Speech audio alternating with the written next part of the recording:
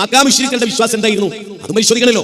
അള്ളാഹുവിന്റെ റസൂൽ സല്ലല്ലാഹു അലൈഹി വസല്ലം ജൂതന്മാര്, അപ്പൊ അള്ളാഹ് പറഞ്ഞു ജൂതന്റെ വിശ്വാസത്തിന്റെ തകരാറുന്നതാണ്, ക്രിസ്ത്യാനിയുടെ വിശ്വാസത്തിന്റെ തകരാറുന്നതാണ്, ബൗദ്ധൈവ വിശ്വാസികളുടെ തകരാറുന്നതാണ്, നബിയുടെ മൂത്താപ്പ എളാപ്പ ആ ടീമിന്റെ വിശ്വാസത്തിന്റെ തകരാറുന്നതാണ് എന്ന് അള്ളാഹ് പറഞ്ഞാൽ പിന്നെ അത്തകരാറ് ബഷീറിനും സുബൈറിനും ഉണ്ടെങ്കിൽ പിന്നെ അവരൊക്കെ നരകത്തിലും ബഷീറും സുബൈറും സ്വർഗ്ഗത്തിൽ പോവോ? എന്റെ പൊന്നാര ചങ്ങായിമാരെ, അബൂജഹലിന്റെ വിശ്വാസമാണ് മുജാഹിദ് വാലിശിരിക്കെങ്കിൽ ഞാൻ സ്വർഗ്ഗത്തിലേക്കും അബൂജഹൽ നരകത്തിലേക്കും പോവോ? അങ്ങനെ ഒരു അനീതി അള്ളാഹ് കാണിക്കുവോ? സഹീഹ് മുസ്ലിം കിതാബുൽ ഹജ്ജ്, ആ ഹജ്ജിൽ മഖാമുശ്രിക്കുകളുടെ തൽബിയത്ത് ഉണ്ട്.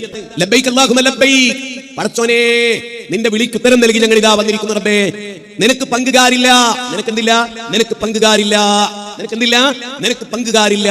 എന്നിട്ട് എന്താ പറയുന്നത്? പിന്നെ പറയുന്നത് എന്താ? ഇനി ഇത് പറയുമ്പോൾ ഒരു സംഗതി വിവരിക്കേണ്ടതുണ്ട്. ഇബ്നു അബ്ബാസ് റളിയല്ലാഹു അൻഹു ആണ് സ്വഹീഹ് മുസ്ലിമിൽ സംബന്ധിക്കുന്നത്. കഅബത്തിനടുത്ത് ഇബ്നു അബ്ബാസ് റളിയല്ലാഹു അൻഹു, അവിടെ തന്നെ റസൂൽ സല്ലല്ലാഹു അലൈഹി വസല്ലം ഉണ്ട്. നബിയുടെ കൂടെയാണ് ഇബ്നു അബ്ബാസ് റളിയല്ലാഹു അൻഹു. മക്കയിലെ ഹജ്ജ് ചെയ്യാൻ, ഉംറ ചെയ്യാൻ ബൗദ്ധൈവ വിശ്വാസികൾ വരിക. അപ്പോൾ നിങ്ങൾ ചോദിക്കുക, അവരെ ഹജ്ജ് ചെയ്തിരുന്നോ?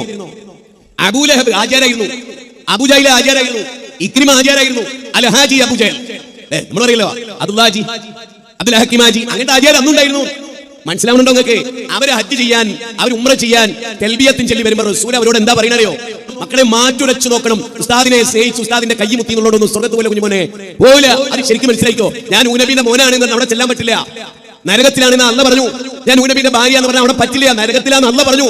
ഞാൻ ഫിറൗന്റെ ഭാര്യ എന്നാ നടക്ക് നരകത്തിലേക്ക് നല്ല പറയില്ല, കടക്ക് സ്വർഗ്ഗത്തിലേക്ക് എന്നാ പറയാ. ഫിറൗന്റെ ഭാര്യനോട് പറയാം സ്വർഗ്ഗത്തിലേക്ക്, നബിന്റെ ഭാര്യനോട് പറയാം നടക്ക് നരകത്തിലേക്ക്.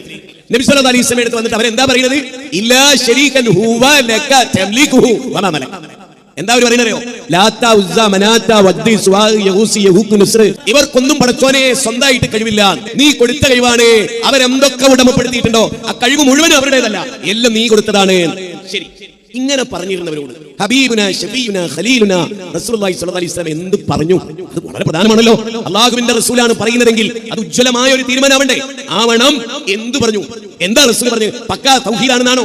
ശരിക്കും നബി സല്ലല്ലാഹു അലൈഹി വസല്ലം, ആഹാ, ഞാൻ ഇതുവരെ വിചാരിച്ചത് ഇവരൊക്കെ ഇലാഹാണ് എന്നുള്ള, ഇവരൊക്കെ സ്വയം പര്യാപ്തമുള്ള പടച്ചോനാണ് എന്നുള്ള വിശ്വാസം അങ്ങക്കുള്ളതെന്നാ. അള്ളാഹ് കൊടുത്ത കഴിവ് എന്നാ ചോദിക്കണേന്നാ. എന്നാ പിന്നെ ഞാൻ എന്തിനാ എതിർക്കണത്? നിങ്ങൾ ഞാൻ ഒന്നാണെന്നല്ലേ പറയേണ്ടത്? അങ്ങനെയല്ലേ പറയേണ്ടത്? പക്ഷെ അള്ളാഹിന്റെ റസൂൽ പറയുന്നതറിയോ? നിർത്ത് വൈലക്കും, നിങ്ങൾക്ക് നാശം, നിങ്ങൾക്ക് നാശം, നിങ്ങൾക്ക് സ്വർഗം എന്നല്ല, നിങ്ങൾക്ക് നരകം കൊണ്ട് നാശം. എന്താ കാരണം? എന്താ കാരണം? അള്ളാഹ് കൊടുത്ത കഴിവെന്നാന്ന് പറഞ്ഞ തേടലിൽ പച്ച ശിർക്കും കുഫ്റാണ്. ഇത് പറയുന്ന ആരാ?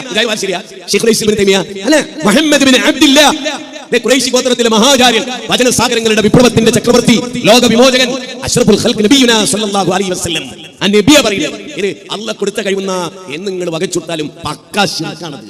ഇനി പറ, അങ്കടി മുകളിലെ EKAP സമസ്തക്കാരോട് ഞാൻ സ്നേഹത്തോടെ ചോദിക്കുന്നു, നിങ്ങളിൽ ശിർക്കുണ്ടോ? ചന്ദ്രനും സുരേന്ദ്രനും ശിർക്കുള്ള പോലെ, അബൂജഹലിനും അബൂലഹബിനും ശിർക്കുള്ള പോലെ നിങ്ങളിൽ ശിർക്കുണ്ടോ? ഇല്ലേ?